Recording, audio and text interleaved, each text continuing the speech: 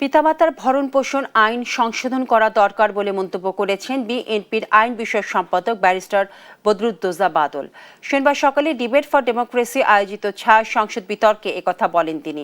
মিরপুরে অবহেলার কারণে মায়ের মৃত্যুর ঘটনায় বিসিএস কর্মকর্তার সাজা হওয়া উচিত, আর সাজা হলে তার চাকুরি থাকবে না বলেও মন্তব্য করেন ব্যারিস্টার বাদল।